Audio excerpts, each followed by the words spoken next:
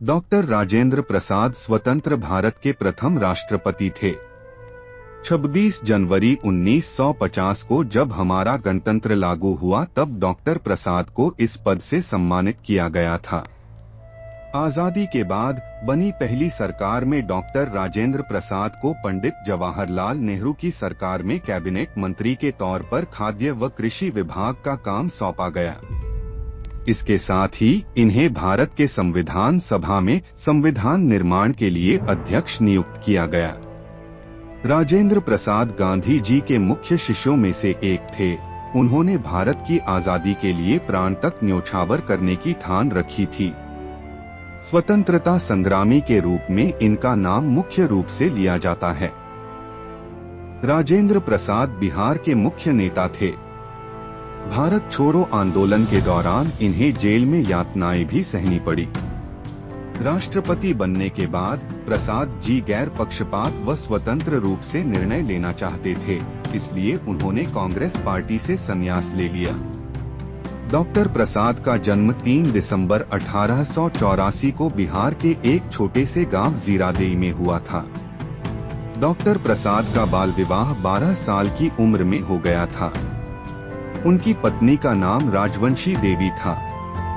1902 में प्रसाद जी ने presidency college में दाखिला लिया, जहां से इन्होंने स्नातक किया।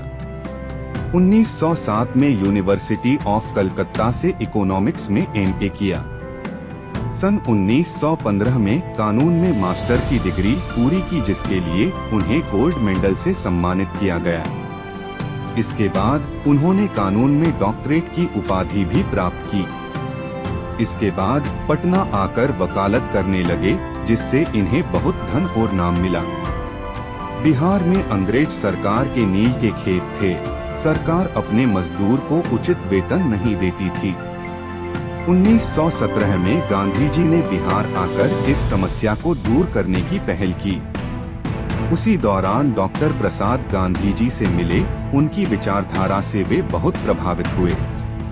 1919 में पूरे भारत में सविनय आंदोलन की लहर थी। गांधी जी ने सभी स्कूल, सरकारी कार्यालयों का बहिष्कार करने की अपील की, जिसके बाद डॉक्टर प्रसाद ने अपनी नौकरी छोड़ दी। चंपारण आंदोलन के दौरान राजेंद्र प्रसाद गांधी जी के वफादार साथी बन गए थे। गांधी जी के प्रभाव में आने के बाद उन्होंने अपने पुराने और रूढ़िवादी विचारधारा का त्याग कर दिया और एक नई ऊर्जा के साथ स्वतंत्रता आंदोलन में भाग लिया। 1931 में कांग्रेस ने आंदोलन छेड़ दिया था। इस दौरान डॉक्टर प्रसाद को कई बार जेल जाना पड़ा। 1934 में उनको बम्बई कांग्रेस का अध्यक्ष बनाया गया था। 1942 में भारत छोड़ो आंदोलन में इन्होंने भाग लिया, जिस दौरान वे गिरफ्तार हुए और नजरबंद रखा गया। भले ही 15 अगस्त 1947 को भारत को स्वतंत्रता प्राप्त हुई, लेकिन संविधान सभा का गठन उससे कुछ समय पहले ही कर लिया गया था। संविधान निर्माण में भीमराव अंबेडकर और राजेंद्र प्रसाद ने मुख्य भूमिका निभाई थी। भारतीय संविधान समिति के अध्यक्ष डॉ प्रसाद चुने गए। संविधान पर हस्ताक्षर करके डॉक्टर प्रसाद ने ही इसे मान्यता दी। 26 जनवरी 1950 को भारत को डॉक्टर राजेंद्र प्रसाद के रूप में प्रथम राष्ट्रपति मिल गया। 1957 में फिर राष्ट्रपति चुनाव हुए, जिसमें दोबारा राजेंद्र प्रसाद जी को राष्ट्रपति बनाया गया।